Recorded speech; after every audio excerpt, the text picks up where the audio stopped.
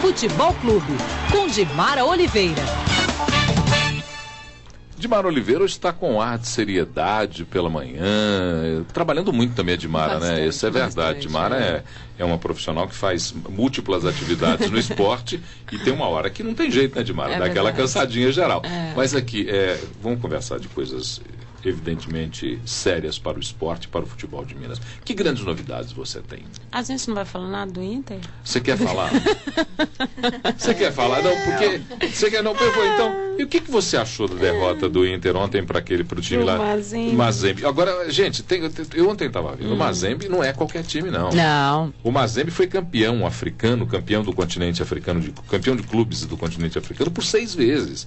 Então não é qualquer timinho que nós estamos falando, não. Olha só, eu acho o futebol africano no todo, né, vem mostrando evolução nos últimos anos e tomara mesmo que esteja aparecendo como uma não só uma novidade, mas uma realidade do futebol mundial.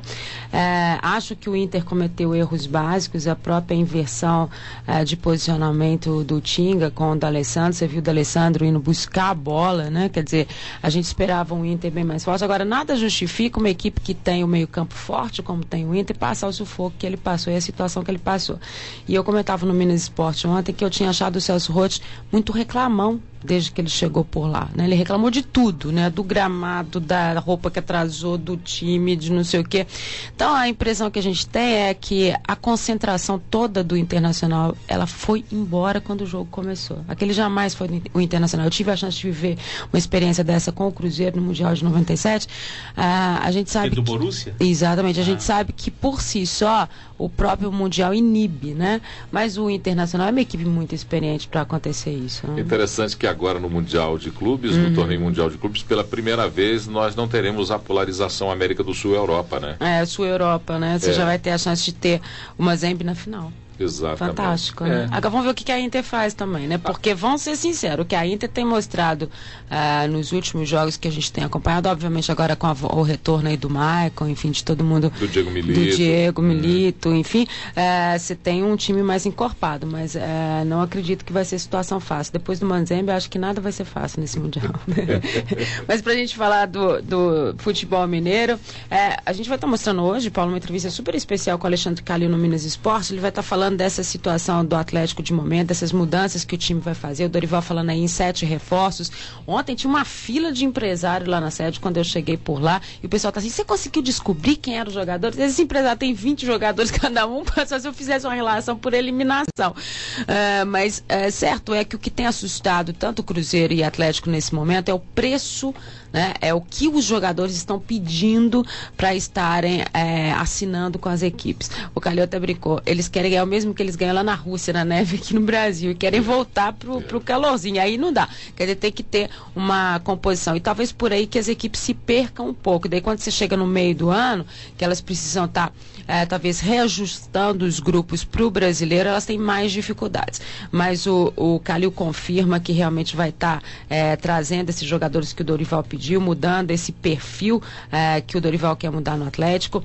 No Cruzeiro, o Cruzeiro também tem achado essas pedidas altas, Rafael Moura, essa supervalorização que o Rafael Moura teve nessa reta final com essa questão da Sul-Americana, nem sei se é o jogador mesmo que encaixa nessa história, tô achando que tá mais pro Kleber mesmo, um retorno do Kleber, e aí a gente espera que de corpo e alma mesmo pro Cruzeiro, que ele não fique daqui chorando a saudade do Palmeiras, enfim, que ele dispute efetivamente e esteja firme nessa história do Cruzeiro. Então eu acho que vão ser, o que vai acabar acontecendo são pequenos ajustes nessas equipes, sem que eles disponham tanto do que se tem. Agora, a boa notícia para o torcedor do Atlético foi a seguinte, eu perguntei para o Calil, o Atlético tem dinheiro para investir?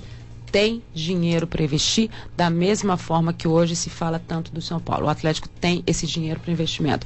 E eu posso adiantar também que eu perguntei ao Calil, você tem alguma restrição de tirar jogador de algum time rival? Porque se fala aí nomes do próprio Cruzeiro ou que atuaram no Cruzeiro, que poderiam vir a fazer parte desse grupo do Atlético. Ele falou, nenhum. Comigo eu vou atrás e faço a proposta. Isso é profissional. Faça a proposta. Se aceitar, tô na parada. Então, a gente pode esperar que nessa semana aí é possível, quem sabe, presentinho de Natal para o pessoal do Atlético e do Cruzeiro nessas novas negociações que estão acontecendo. Esse período é um período que a gente vive essas especulações, esse vai e vai. O Richarlison parece que agora, que era um nome tão falado por aqui, vai efetivar sua situação com o Fluminense. Então, aos poucos, as coisas vão se encaixando. O necessário, que eu acho nesse momento, é que essas definições aconteçam antes que se comece essa pré-temporada, para que os treinadores tenham o tempo de estarem trabalhando esses grupos, para que a gente não volte aqui novamente a dizer, quando começar a temporada, olha só, fulano demorou para chegar, olha só,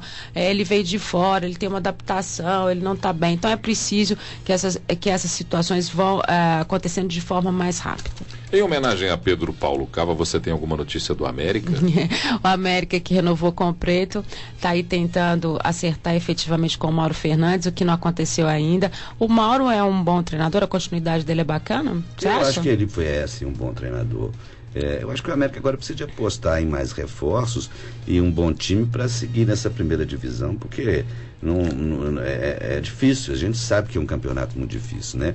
E precisa de apostar mais no time, e os americanos precisam desintocar, porque é uma torcida grande, não é só uma Kombi não, são várias Kombis, né? E na verdade é isso, é uma torcida grande, a torcida envelheceu porque nesses anos todos que o América ficou mais afastado das divisões de elite, a torcida se forma de menino, você não forma crianças torcedores do América, é engraçado. A torcida do América está para lá dos 40, 50 anos. Então precisa formar novas crianças. Essa torcida jovem que o Atlético e o Cruzeiro foram formando ao longo dos anos. Mas se você voltar lá nos anos 50, 60, o clássico das multidões era Atlético e América. Cruzeiro tinha uma torcida menor. É verdade. Mas a gente tem boas notícias no América, o Salão vai investir muito. A gente sabe que a Série A, você tem que disponibilizar muito mais a parte financeira, né? É uma situação bem mais cara em termos de futebol brasileiro, mas você tem a possibilidade de ter um patrocínio melhor exatamente por estar na elite, você tem um dinheiro de televisão maior, quer dizer, dá para ter um investimento maior. E investimento que vai ter que começar pelo treinador, porque segundo a valorização do Mauro Fernandes, ele ainda ganhou o troféu Guará de melhor treinador. Agora valoriza muito. Valorizou muito. Ele está pedindo o dobro do que ele ganhava, segundo as informações. E aí o Salão vai ter que batalhar nesse sentido de estar ajustando a realidade do América. Você trouxe a equipe para a segunda, para a primeira divisão? Merece. E os campeões do futuro? Olha, a Champions Future, olha só, a gente hoje vai ter um jogo super bacana, às 5 horas da tarde, lá no Baleião, que é o Atlético enfrentando o Barcelona. Olha que bacana, o Cruzeiro ganhou do Barcelona, vamos ver como é que o Atlético se comporta diante do Barcelona, a gente vai estar lá acompanhando tudo. E o mais bacana dessa história toda é a gente poder estar acompanhando lado a lado essas equipes, né? Porque eles ficam na espera do segundo jogo e ficam sentadinhos um do lado do outro, então você pode ter a chance de estar vendo os craques mesmo do futebol internacional, mas também os nossos meninos daqui, né, que a gente cobra tanto. E aí é legal a gente estar dizendo o seguinte: se falou tanto dessa questão da base, né, de Cruzeiro e Atlético, de estar revelando mais, de estar mostrando mais nos seus times, que isso é o próprio recurso que se tem efetivamente. Me parece que o Dorival nesse momento vai fazer um apanhado bom na base do Atlético. O Calil chega a dizer que ele tem hoje na base um subsídio, um palpável mesmo de jogadores que poucas equipes têm. Se quiséssemos então fazer uma manchete sensacionalista, se o Galo vencer, nós podemos dizer: Galo vence o Barcelona. Não explica como, mas fala. Venceu. Então, tá bom. Dimara, ao 12:30 na tela da Band com Minas Esporte. Super especial hoje para você. Tá bom, até lá. Tchau.